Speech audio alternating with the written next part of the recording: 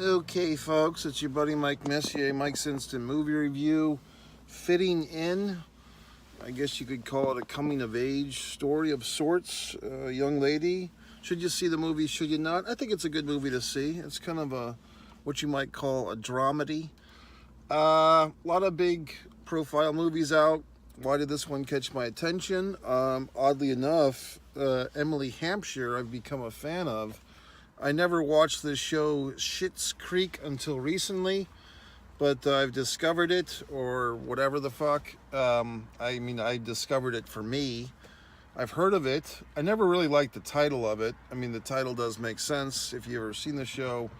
But Emily Hampshire basically plays Stevie, the motel owner, receptionist lady, who's, I think, very funny character. And very pretty, I might say, with her gothic makeup and stuff. And so in this movie, and I guess Schitt's Creek was on 10 or 15 years ago. Time flies. Here we are, 2024. In this movie, she's playing the mom. So she's playing a mother. She's not the star of this film. Her character is not the leading character. She's kind of a co-star. The lead is a young actress. I don't know if she's ever been in anything before. I say she's young. She looks like she's, in real life, still a teenager, the actress. She's playing, I think, a 16 or a 17-year-old young lady, high school student, who, spoilers, is basically got this boyfriend, but she's also kind of figuring out that she's got this physical, I don't know what you call it, a condition.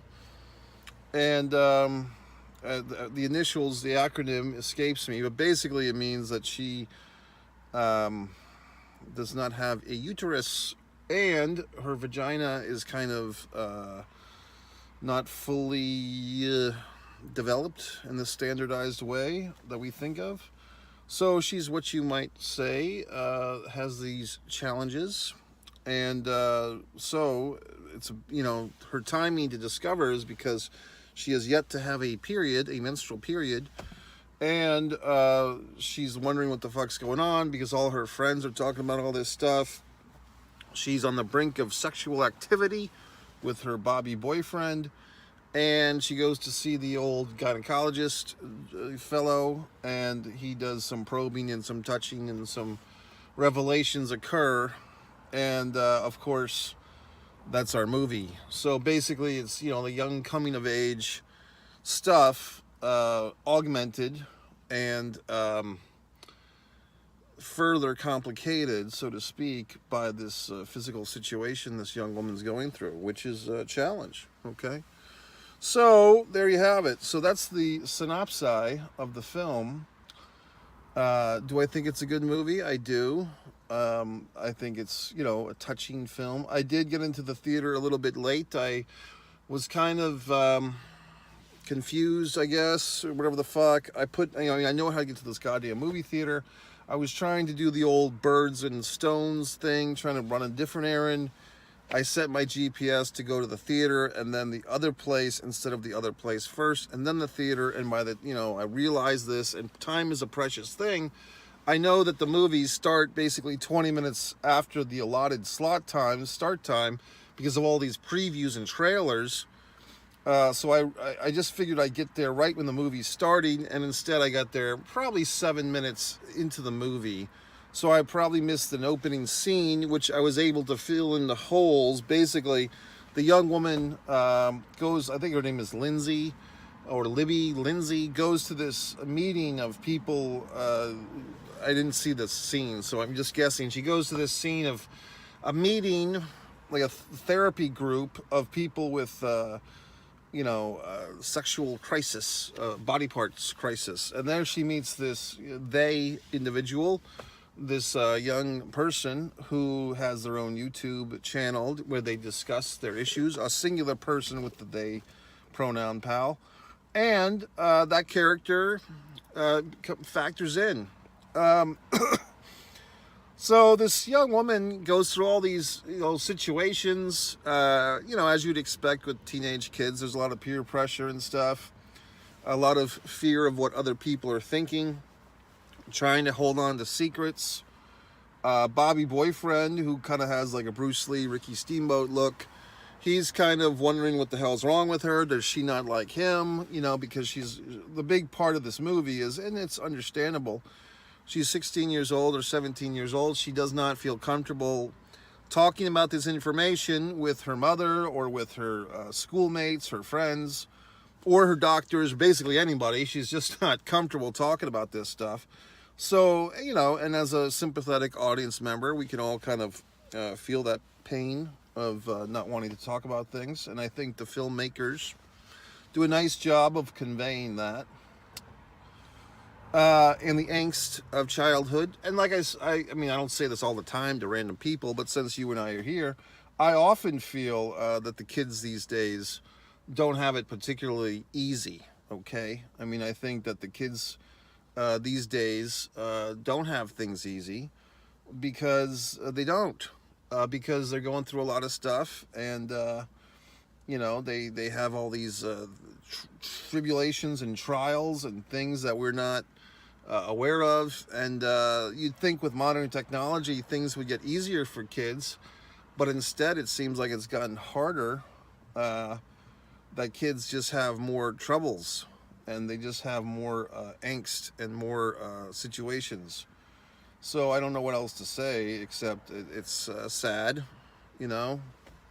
Kids these days, I mean, I think this whole generation has had to grow up in the shadows of a pandemic, and some of these kids miss their fucking proms and their whatever the fucks because of all this masking and stuff, you know, and germs and viruses. I feel bad for them. So what can you do? But yeah, I thought the movie was good. I mean, I think we've seen a lot of these movies. We've seen a lot of, you know, teenage angst films with a teenage character who's got some type of issue, and then there's some type of sex involved, and, you know, crazy parents or single parents or whatever the fuck. So it's not like we haven't seen this type of genre before, but in this particular case, I wish, I can't remember, it's like something with an M and a P, like this exact condition.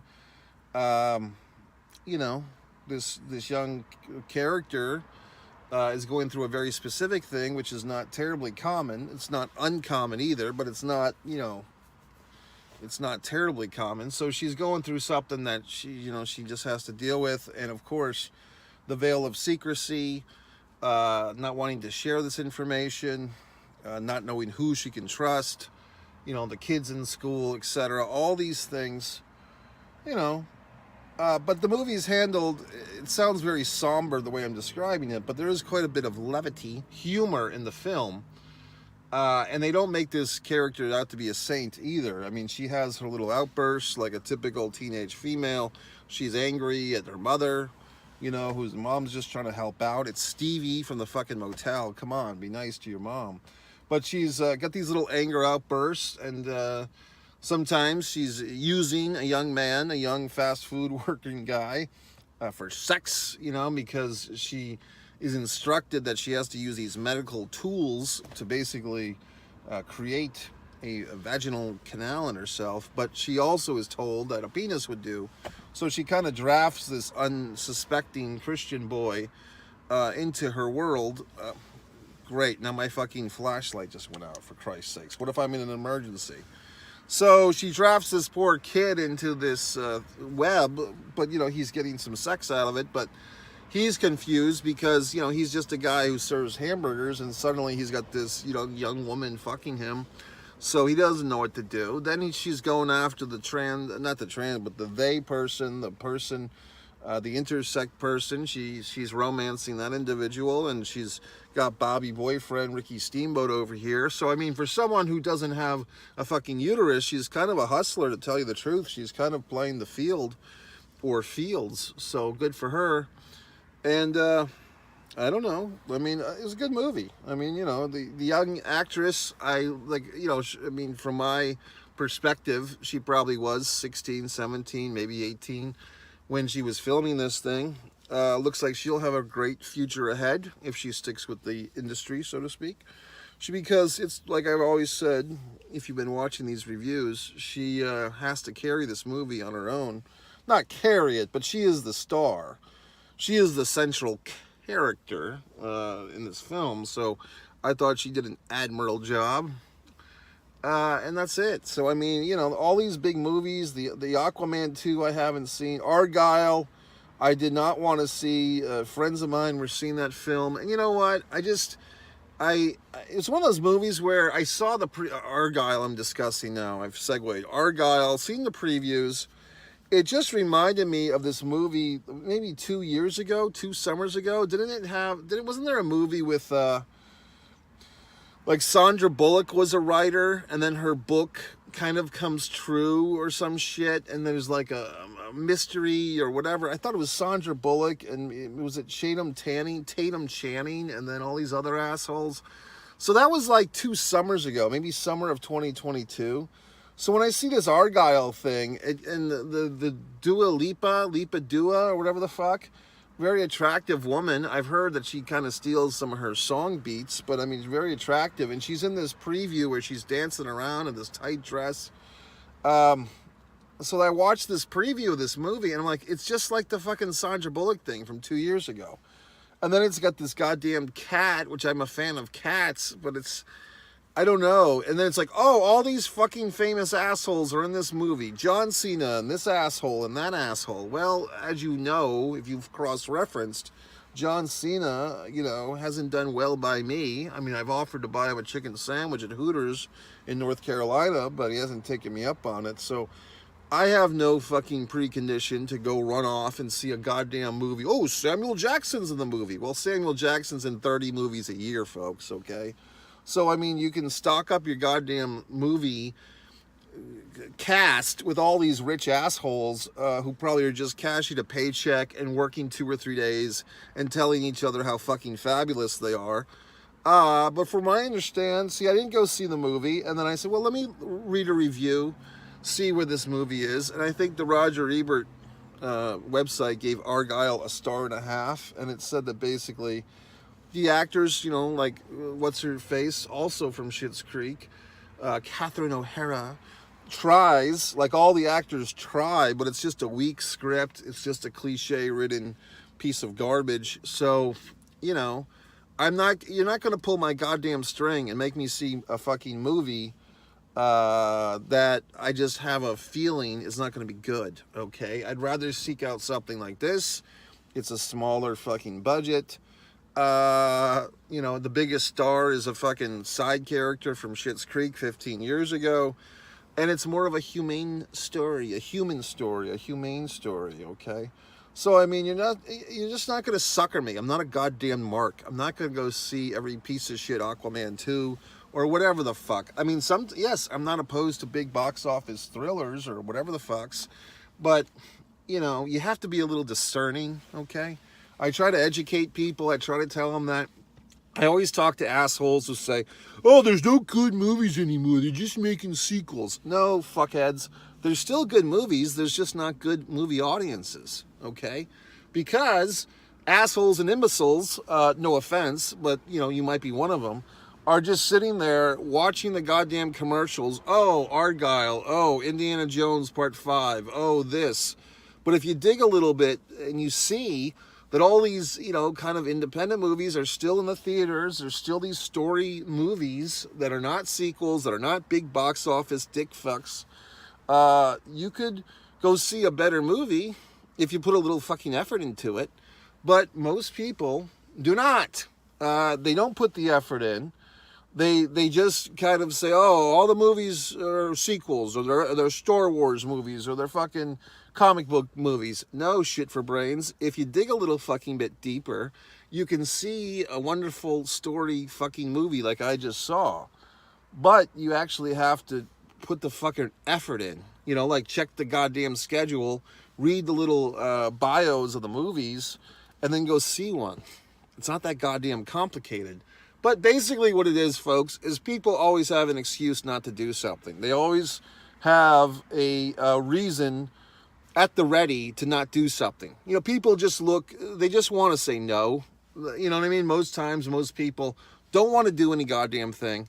So any option you give to them, they will have an excuse. I mean, I don't want to drag people through the mud. But recently I was in a situation where people were providing a graphic, you know, of an event that's taking place, which I happen to be involved in. And the graphic had the name of the venue and the street address of the venue, but it did not have the city listed or the state. And I said, hey, look, you know, if you're going to circulate this thing online, if people don't see the goddamn city and the state, and the street is just like, it's this street name happens to be a very common street name, that just gives every asshole and an idiot, whether they're in driving vicinity or not, the basic thing of, oh, I don't know where that is, because they don't know what fucking city and state it is. So people don't put two and fucking two together. They're not going to do the goddamn research to figure out, oh, this happens to be in my city, I can go to this. Or, oh, this city's not too far away from me, I could make an effort to go to this. You have to, like, basically spoon feed the fucking public their applesauce, okay? I mean, that's how it works. You have to spoon people. Oh, here you go, here's your applesauce. Here's the name of the city. Here's a good independent movie. You have to treat people like infants, because at the end of the day, they'd rather be home Netflixing and chilling, or Twitter fucking, or whatever the fucking. They don't want to fucking live life. They don't want to go to the goddamn movies on a Tuesday night. They want to sit on their goddamn ass and, you know, be a goddamn zombie. So it's up to you, the intellects that are watching this, to take your little golden spoon and feed the public their applesauce. Here you go, public, here's your applesauce. Good little public. Good public, you ate your applesauce, idiot. I mean, that's how you have to treat people. I hate to say it, but that's what our society has become. Okay, folks, so that's it. That's your fucking movie review. Wonderful time at the theater. Yes, I was the only one at the theater. I could crack my neck. Oh, God in heaven. I could twist my spine. I could do everything I wanted in the theater without fear of retribution. And I had a wonderful goddamn time. So that's it, folks. Your buddy Mike Messier. I saw the film. I enjoyed it. I did not see Argyle. I saw this one, whatever the fuck it was. And I thought it was good. Good night. MikeMessier.com. Bye.